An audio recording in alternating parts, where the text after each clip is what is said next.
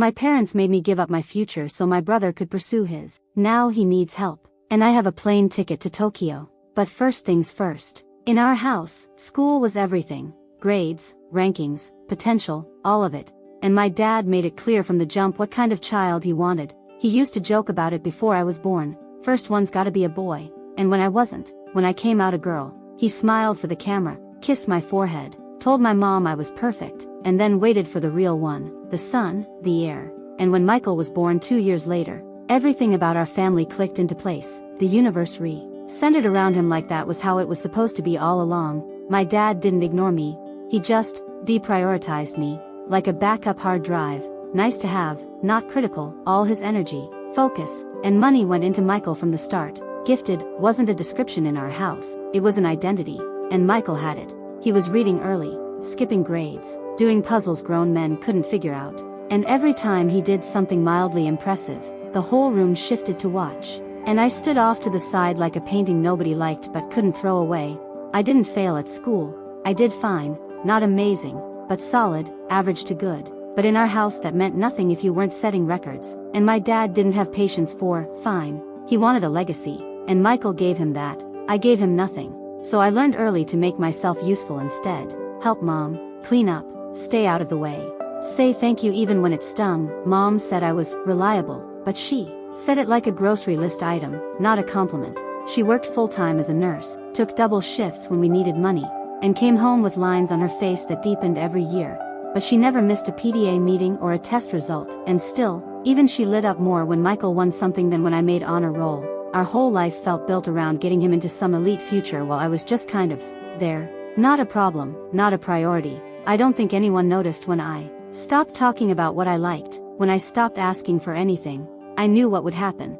Dad would tell me to be realistic, Mom would nod like that was love, and Michael would stay being the center of everything. The only time my dad talked directly to me was to compare, to point out how Michael would have done it better, faster, or more strategically. I remember once I got a 91 on a test and he said, "I'm sure Michael would have gotten 100, but good try." I was 11, I stopped showing him my scores after that, and no one asked why. The older I got, the clearer it became. I wasn't part of the plan, I was a placeholder, an extra, and everyone, even me, just got used to that. When I turned 15, our life cracked open and collapsed, and no one came to fix it. My dad's construction firm, the one he built from the ground up, the one he wore like armor, went bankrupt after his partner cleaned out the accounts and disappeared. It wasn't just money, it was his pride, his name, his entire identity, and once it was gone, so was he. He didn't die, he just disappeared inside himself, stopped shaving, stopped laughing, stopped making eye contact. He became this bitter, half-present version of who he used to be, and the house got quiet in a way that wasn't peaceful. It was tense, like the walls were holding their breath. He lashed out over nothing, snapped when the remote wasn't where he left it, slammed doors because the mail was late. It didn't matter what you said, everything set him off. And my mom, already working full shifts as a nurse, started picking up nights and weekends just to keep food in the fridge. Her eyes were always tired, her back hurt all the time, but she didn't complain, she just moved, like survival was the only setting she had left. And through all of it, I kept waiting for someone to say it out loud, to say, "This sucks, but we'll figure it out." But instead, the silence turned into blame, and the blame pointed at me. I wasn't failing school, I wasn't acting out, I was doing okay. But okay wasn't enough anymore, not when Michael was the golden ticket. He was 2 years younger and already the center of the world. Now he was the center of the solution too. My dad started calling him our future, like that was a job title. My mom said I should be mature and not make things harder, like existing was somehow an obstacle. They started watching Michael like he was glass. Tutors, new laptop, quiet for his study time. While I was just expected to adjust, help out, shut up. No more hobbies, no more asking for things, just be useful and invisible. I'd walk in the house and hear, "What did you even do today?" Or, "Why can't you be more like your brother?" Like they were automated scripts. And the worst part wasn't the yelling or the comparisons. It was how natural it all became. How no one seemed to think twice about treating me like dead weight. Like I was dragging the family down just by not being exceptional. I remember one night at dinner, my dad didn't even look up when he said it. "Michael's got a real shot at something better. Just try not to ruin it for him." And my mom nodded, like that was love, like that was parenting. And I just sat there with my mouth full of cold spaghetti, pretending it didn't make me want to throw the plate against the wall. but I didn't, because even that would have been too much. A week before my graduation, they didn't even try to sugarcoat it. No long explanations, no fake softness, just, "You're not going to college. We can't afford both of you. He has a shot. You'll have to understand." And I did. Not because I agreed, but because I knew there was no point arguing. They had already decided, and I wasn't the one they were betting on. They talked about sacrifice, about family responsibility, like I hadn't been making sacrifices for years already, giving up space, time, praise, love, freedom, all of it, so Michael could be the bright one. I was just supposed to take it, get a job, help pay bills, be grateful that I had a roof over my head. They didn't even pretend to ask what I wanted. They called it being realistic. They said, "You'll work a few years, maybe take some courses later. Don't act like your life is over." My dad added, "You're not even that academic." I didn't cry. I just stared at the table and nodded. It wasn't the worst thing they'd said to me. It was just the most final. The next day, I picked up more shifts. I worked at a dry cleaner's 5 days a week, plus weekends at a gas station. Minimum wage. Long hours. Smiling at customers who barely looked at me. I gave most of my money to my parents because that's what was expected. Rent, groceries, utilities. If I kept anything back, I'd hear about it. "We're all struggling," my mom would say. "Don't be selfish." So I didn't complain. I kept my head down, brought home cash in envelopes, skipped meals so there'd be more to go around. And every time Michael needed something, new textbooks, a prep course, a laptop, they found the money.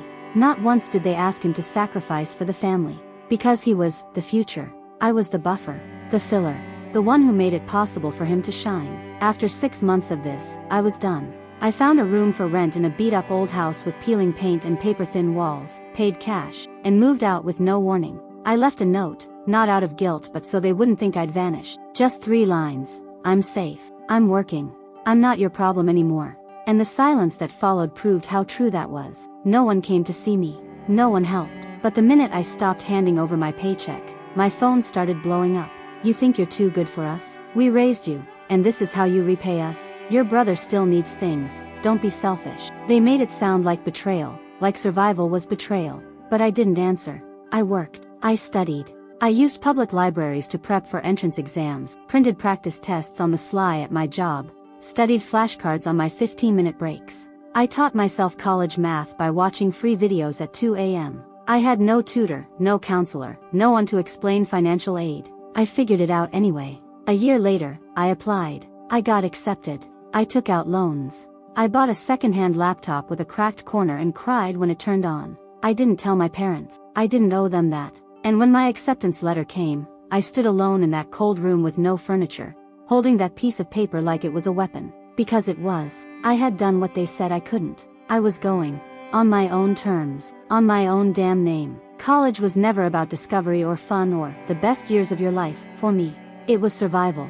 A schedule packed from 6 a.m. to 1 a.m. the next day. Classes, part-time jobs, late-night shifts, microwave dinners, and lectures listened to with one headphone in while sweeping stairs or scrubbing someone else's sink. I lived off caffeine and dollar store ramen. I shared a 2-bedroom with 4 girls, all of us rotating bed spaces depending on our shift. I didn't have time to miss my family, but sometimes I checked their social media out of habit. Big mistake. There they were, smiling at Michael's science fair, posing in front of the school banner when he made the academic decathlon team, birthday cakes, family dinners, proud captions like, "Our golden boy." Every time I saw those posts, something cold settled in my chest. They were living life like I never existed. No mention of me. Not once. Not even when I passed my second semester with straight A's after barely scraping through high school because of the mental war zone they created. I remember that day clearly, sitting on the floor of the campus library bathroom with my phone in hand, knowing there was no one to send the news to. And when I graduated, no cap and gown portraits, no family flying in, no awkward dinner afterward. Everyone around me was surrounded by their cheering squads with balloons and flowers. I walked the stage with a pounding heart and a forced smile, scanned the crowd, nothing. No familiar faces, just a sea of strangers. My hands shook when I held the diploma. Not because of nerves, because that piece of paper was the only proof I existed to myself. I didn't even get a text. Nothing. Except one card in the mail, in slanted cursive, my mom's mother. "Congratulations, sweetheart. I always knew you could. Come visit if you need a warm meal and a place to rest." That line stuck with me. if you need a place to rest. I hadn't rested in years. It felt like I'd been running from something since I was 15. From being unwanted, from being invisible, from being less. And now that I'd finally done the thing they said I couldn't, graduated, alone, on my own dime, I looked around and realized the worst part wasn't their absence. It was how expected it had become. I didn't cry. I didn't even feel angry. Just tired. Bone deep tired. Like the kind that doesn't go away even when you sleep. Like something had been taken out of me years ago and no one noticed it was missing. I went to visit my grandma the week after graduation. She lived a couple towns over, in a quiet neighborhood where the buses came once an hour and the air always smelled like someone just mowed the lawn. Her house hadn't changed in 20 years. Same lace curtains, same chipped mugs, same smell of tea and Vicks and something baking even when the oven was off. I hadn't seen her in person in almost 2 years, just exchanged birthday texts and occasional calls when I wasn't too dead tired. When she opened the door and pulled me into the tightest hug, I almost broke. She didn't ask if I was okay. She just said, "Took you long enough." That week at her place was the first time in years I didn't wake up to a deadline. We went on walks. She told me stories I already knew. I helped her clean out the attic. She made me pancakes from scratch, even though they were slightly burnt. We didn't talk about my parents until the third day. She just sighed during dinner and said, "They only send me cards now. Christmas and maybe Mother's Day if your mother remembers. Not a single visit." Then she looked me dead in the eye and added, "Your brother thinks he's God's gift to earth. Walks around like the world owes him a stage." I didn't answer. I didn't want to admit how true it felt. After that week, I decided not to go back to my tiny rented room. I printed out resumes, circled local businesses, scoured job boards. 3 weeks later, I landed a paid internship at a logistics company. It wasn't glamorous, but it was a start. 9 months in, they offered me a full-time position. I got a car, used, dented, but mine. Paid off my student loan 2 years ahead of schedule. Moved into a real one-bedroom. Got promoted. I took my first vacation in 6 years. Spain. I didn't post pictures. Didn't tag anyone. It was mine. All of it. No one to impress. No one to prove anything to. I started breathing again, like my body had finally gotten the memo that it was safe now. Then, one evening, I got a message. Just 2 words. "How are you?" It was from my mother. Short, dry. No emoji. No punctuation. I stared at it for a full 5 minutes before locking my phone and going back to dinner. Next day, another message. "Can you help your brother? He's having a hard time." No context. No apology. Just that. Like we'd spoken yesterday. Like I hadn't gone invisible for 5 years. Like I didn't have to claw my way up while they paraded him around as the family's chosen one. My first instinct? Laughter. Then nothing. Not even anger. Just this dull ache in my chest, the kind you get when someone proves they still don't see you, not even after all this time. It didn't take long to figure out what the sudden interest in me was about. Michael had failed to submit his master's thesis. Not delayed, failed. Straight up gave up halfway and stopped responding to his advisor. And apparently, instead of facing it, he spent his days in his childhood bedroom, yelling into a headset, gaming with online friends till 3 in the morning like he was 13 again. No job applications, no internships, no freelance gigs, just Mountain Dew cans on the floor and fake optimism. My parents didn't say it like that, of course. They dressed it up. "He's just burned out. He's under pressure. He's our genius. He just needs a break." That word again, genius, like it was a pass to opt out of adulthood. Like the rules didn't apply to him. They told me he needed time to heal. And then came the twist. "You could help. You're stable now. You've made it. Maybe just a little support?" My first reaction was silence. I sat with it. Waited for the part where they remembered I'd done it all alone. Waited for someone to say, "Thank you," or "Sorry," or even just, "We know we were wrong." Nothing. Then the real kicker, my dad texted me. My dad, who hadn't messaged me directly in over a decade. No birthdays, no congratulations, not even during graduation. Suddenly he remembered how to type. The message was polite, brief. "We took out a loan for Michael's tuition. There's a shortfall. It's urgent. Please consider helping." Not a single question about my life. No acknowledgement of the gap between us. Just the assumption that I would help, because everything's good with you now. As if my success was communal property. As if I owed them for surviving what they let happen. I didn't answer. I thought maybe they'd get the message. They didn't. Another message followed. My mom this time. "He's your brother. He would help you if the roles were reversed." I read it 10 times, not sure whether to laugh or throw my phone. The same brother who never once checked in, never said congrats, never even asked if I was eating. I remembered how I studied on bus rides while he had tutors. How I bought secondhand textbooks while he got brand new tech every semester. How I paid rent in coins sometimes while they paid his dorm fees on time, no questions asked. I remembered everything, so I typed exactly 9 words. You erased me. I am not your bank. And hit send. A few weeks later, I heard from a cousin that my dad had to sell his car to cover the debt. He also sold off a bunch of old tools and random things from the garage, stuff he used to call his collection, even though it was just piles of dusty gear and rusted equipment. There was a garage sale. They put price tags on things I remember he used to polish like they were trophies. I think that part hit him harder than he expected. Giving up the illusion of control hurts more than losing money. I hadn't seen most of them in years. I knew what I was walking into when I agreed to come to Grandma's birthday, but I did it anyway. For her, not for them. I wore a tailored dark blue suit, sharp heels, subtle gold jewelry. Nothing flashy, just enough to say, I'm not the same. I parked my own car. I carried my own gift. I smiled and walked in like I had every right to be there, because I did. It didn't take long. The silence when I entered was heavy. Mom's eyes went wide like she'd seen a ghost in a power suit. Dad's eyebrows lifted, then dropped back into that default scowl he uses when he doesn't know how to react. Michael was on the other side of the room, playing with his fork. The favorite, the genius, the one who'd failed upward all his life. He couldn't even meet my eyes. Someone, an aunt maybe, gave a polite, "Wow, you look so grown up," like I hadn't existed since 18. Dad said it out loud. "Didn't expect you to show. Still not married, huh?" I didn't flinch. "No," I said, "but I'm dating someone I respect, and I don't live off my mother." That shut it down, hard. His mouth opened like he had something to say, but nothing came. The silence after was glorious. Then conversation shifted like nothing happened.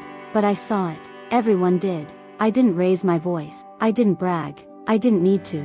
The rest of the night I played it calm. I helped Grandma with the cake, complimented people's outfits, asked about their kids, cracked quiet jokes that landed. I listened more than I spoke, but when I did speak, people listened. Michael tried once, tried to make a lame joke about how he used to help me with math. I smiled. Yeah. Until 8th grade. Laughed. Moved on. Nobody laughed with him. Later, when someone asked me what I did for work, I told them, straight up. Title, company, what I actually manage. Eyes widened. A few nods. Someone said, "You must be doing well for yourself." I said, "I am." That's it. No over-explaining. No modesty performative BS. And they saw it. Every single one of them saw it. That I'd become a woman they couldn't define or diminish. Not the forgotten daughter. Not the backup plan. Not the bank account. Just someone who'd built a life brick by brick and didn't ask for applause. Michael tried to interrupt once, mid-story. But people kept listening to me. Not him. I didn't even have to fight for space. I owned the room by just showing up whole. And when I hugged Grandma goodbye, she whispered, "I always knew you'd be the one." That was the only approval I ever needed. A week after the party, he texted me, "You free for coffee sometime?" No emojis. No guilt. Just that. I stared at it for a while. Then I said yes. We met at a small place near downtown. Nothing fancy, just neutral ground. When I walked in, he stood up fast, looked nervous. He didn't try to hug me. Just nodded, like he didn't know if he was allowed to be familiar. We sat. I didn't say much at first. Just let the silence sit there. He didn't fake anything. Didn't play the victim. Didn't act like we were close again. I was stupid, he finally said, eyes on his coffee. I thought I'd figure life out later. That things would just click, but they didn't. He told me he picked up construction shift, got the job through a friend. Rough hours, but steady. Saved up, bought a used Camry, started doing food delivery at night. And the thing he was most excited about? Streaming games on Twitch. I know it sounds dumb, he laughed, but it's the only thing I look forward to. And honestly, I didn't laugh. I didn't judge. I just let him talk. Because I saw something I hadn't seen in years. A little bit of self-awareness. A little bit of humility. Not a full redemption arc. Not a miracle. Just a guy trying to grow up, finally. I didn't tell him I forgave him. I didn't say, "I'm proud of you," or "let's start over." I wasn't there yet. Maybe I'd never be. I didn't shut him out. I let him finish. And I meant it when I said, "Good luck with it." Really. He didn't ask for help. Not once. Not even a hint. And that's what made the difference. That's why I didn't slam the door on him again. With my parents, though, things stayed surface level. They send texts now and then. My mom likes my Instagram post. My dad sends emojis, thumbs up, smiley faces. I respond with the same energy. Civil, distant, clean. I think we've all quietly agreed we're better apart. They made their choices. I made mine. I don't owe them closure. I don't owe them reconciliation. Right now, my life is mine. I just started a new job, international client work, fully remote, good pay. I finally renewed my passport, got tickets to Tokyo for a work trip, and after that, a week off in the mountains with my boyfriend's family. His mom texts me recipes. His dad taught me how to ski last winter. They know my story, the short version, and they never ask for more. Just treat me like I matter. No comparisons, no backhanded compliments, no guilt. Sometimes I look around and still can't believe it, that I built this, on my own. No shortcuts, no savior, just grit and time and the decision to walk away when they told me I wasn't enough. I didn't need to scream it or prove it. I just lived it. And now, every time I zip up my suitcase, or laugh with someone who sees me for who I am, or get a message from a client saying, "You crushed that project," I remember the girl they wrote off. The one who wasn't exceptional. The one who quietly became unstoppable. Subscribe, hit the like button, and explore more fascinating stories.